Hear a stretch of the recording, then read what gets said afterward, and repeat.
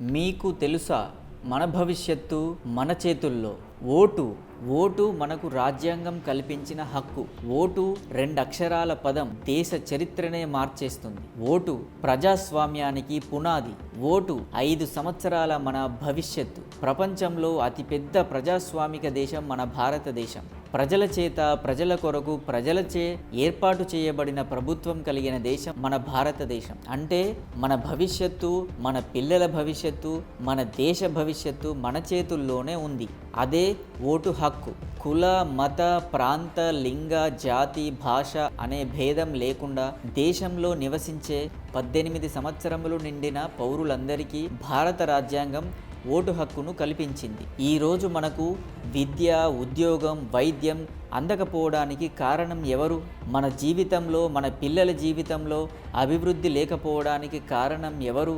మనం పేదవాళ్ళుగా ఉండడానికి గల కారణం ఎవరు? మనం ఎందుకు ఎదగలేకపోతున్నాం? మనం ఎందుకు కష్టాలు పడుతున్నాం?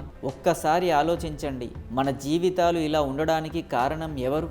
మనమే కదా. ఎందుకంటే ఇలాంటి రాజకీయ నాయకులకు ఓటు వేసి గెలిపించేది మనమే కదా. ఆ రాజకీయ నాయకులే కదా మనను పాలించేది. ఒక్క ఓటుతో మన భవిష్యత్తు అంతా రాజకీయ నాయకుల చేతుల్లో పెట్టి, నాకు చదువు లేదు, నాకు ఉద్యోగం లేదు, నాకు వైద్యం అందడం లేదు, మేము పేదోళ్ళుగానే ఉంటున్నాము, మాకు అభివృద్ధి లేదు అనుకుంటే ఎలా? నువ్వు తిన్నా, కూర్చున్నా, పడుకున్నా, చదువుకోవాలనుకున్నా, ఉద్యోగం కావాలన్నా, వైద్యం కావాలన్నా, ఉప్పులు పప్పులతో మొదలు పెడితే నీ జీవితంలో బ్రతకడానికి ఏది కావాలన్నా, ఏం చెయ్యాలన్నా, నువ్వు పేదోడిగా ఉండాలన్నా, నువ్వు ధనవంతుడిగా మారాలన్నా, ఆఖరికి నువ్వు పుట్టినప్పటి నుండి చనిపోయేంత వరకు నీ జీవితం మొత్తం రాజకీయ నాయకుని చుట్టూనే తిరుగుతుంది. అలాంటప్పుడు నువ్వు వేసే ఓటు ఎంత ముఖ్యమైనదో తెలుసుకో. మన జీవితం మన చేతుల్లోనే ఉంది. మన భవిష్యత్తు మన చేతుల్లోనే ఉంది. ఓటు వేసే ముందు దయచేసి ఒక్కసారి ఆలోచించండి. డబ్బుకు, మందుకు, బీరుకు, బిర్యానీలకు మీ ఓటు అమ్ముకోకండి. కులం, మతం, ప్రాంతం, భాషల పేరుతో విద్వేషాలు రెచ్చగొట్టే వాళ్లకు, నేరస్తులకు, గూండాయిజం, రౌడీయిజం పెంచి పోషించే వాళ్లకు, అరాచక శక్తులకు, అసాంఘికవాదులకు అమ్ముడుపోయి ఓటు వేసి మీ భవిష్యత్తును, మీ పిల్లల భవిష్యత్తును ఇలాంటి వాళ్ళ చేతుల్లో పెట్టకండి. నిలబడిన అభ్యర్థి ఎలాంటివాడు? మంచివాడా, చెడ్డవాడా?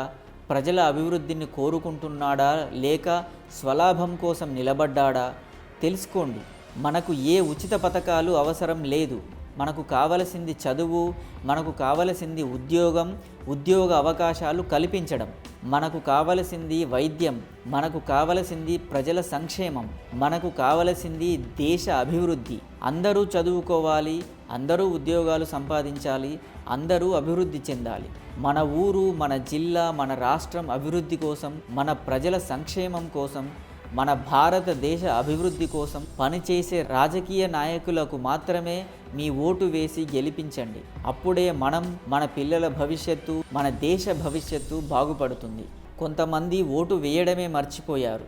ఎన్నికల రోజును హాలిడేగా ఎంజాయ్ చేస్తున్నారు. ఇలాంటి వారికి హక్కుల గురించి, అభివృద్ధి గురించి మాట్లాడే అర్హత లేదు. ఇది ప్రజాస్వామ్యంలో అత్యంత ప్రమాదకరమైనటువంటి పరిస్థితి. ఓటు మన హక్కు మాత్రమే కాదు, ప్రతి ఒక్కరి బాధ్యత. దయచేసి అందరూ ఓటు హక్కును వినియోగించుకోండి. మన దేశ భవిష్యత్తును కాపాడుకోండి. ఇప్పుడు చెప్పండి, మన భవిష్యత్తు మన చేతుల్లోనే ఉందా లేదా? మీరే నిర్ణయించుకోండి. జై హింద్.